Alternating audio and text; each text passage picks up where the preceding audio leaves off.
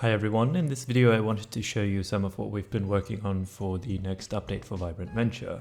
Now the overall theme of this update is lore and story because we really wanted to address the main complaint that we've gotten over the years, which is the general lack of any sort of in-depth story to engage with, which I fully understand.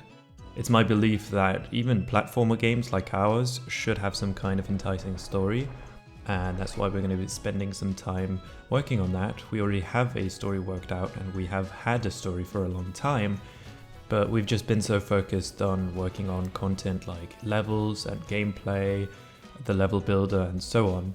But I think now that we've gotten this far with the game, it's about time that we shift gears and focus on some of the story content.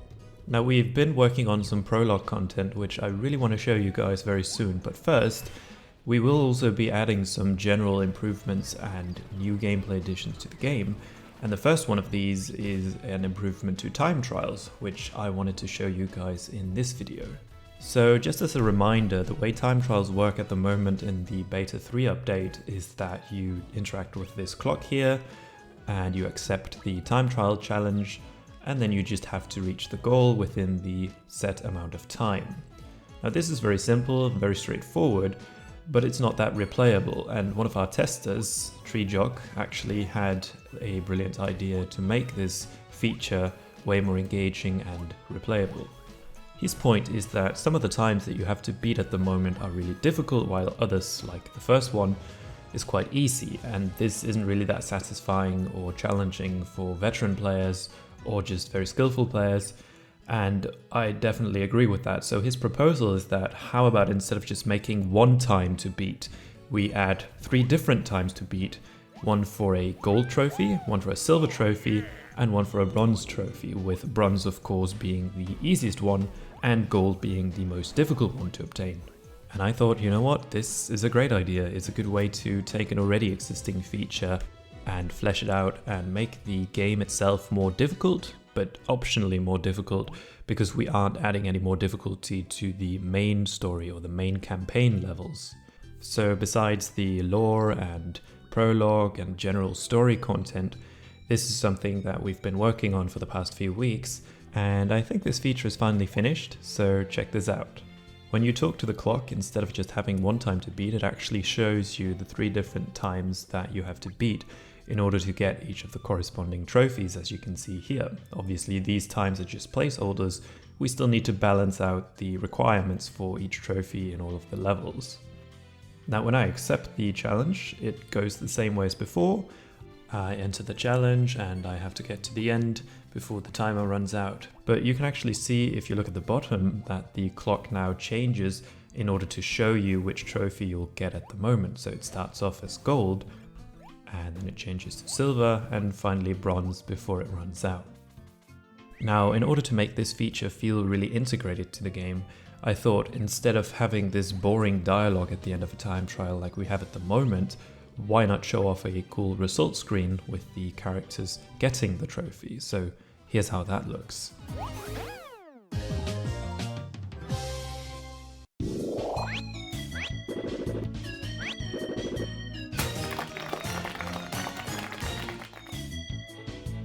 And of course, it changes character depending on who you beat the time trial as, and their expressions also change depending on the trophy that you get, and so too does the music and the amount of particles present. And so this is how it looks and sounds with bronze as opposed to gold.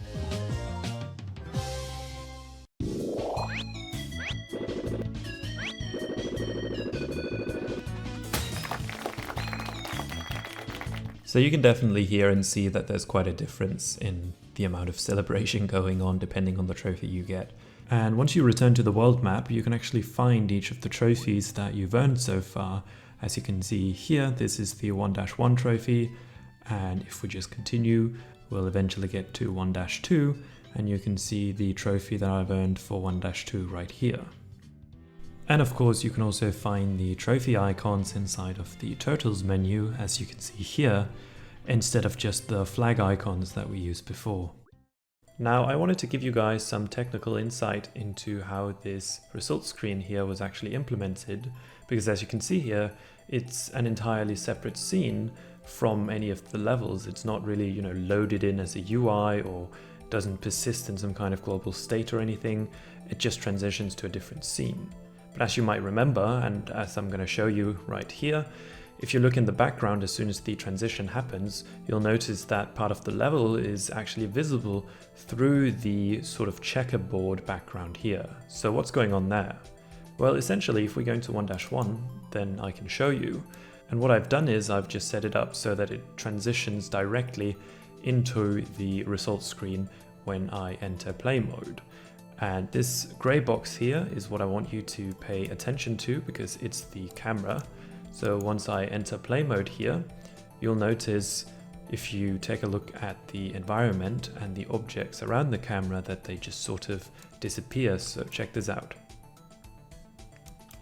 So what actually just happened is that the camera essentially just took a screenshot, right? It just rendered everything to what's called a render texture. You can see the code for that right here. And if we go back into Unity, you'll notice that if we open up this canvas here, we have this item or this game object called level background. And this texture that we use on this background is quite literally just the level that we just played. It's sort of just a screenshot of the level or the game view, as it were, just before it transitioned into this results screen.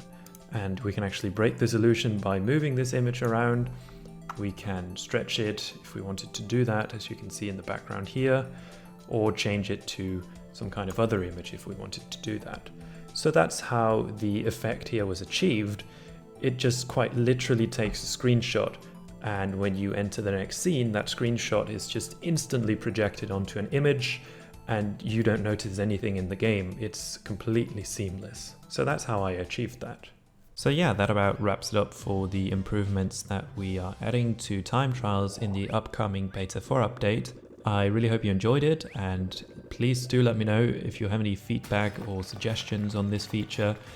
Nothing that I've shown in this video is necessarily final, so you know, if you have any proposals or see any issues that we might have overlooked, then please do let me know and we'll make sure to look into that before we release the update.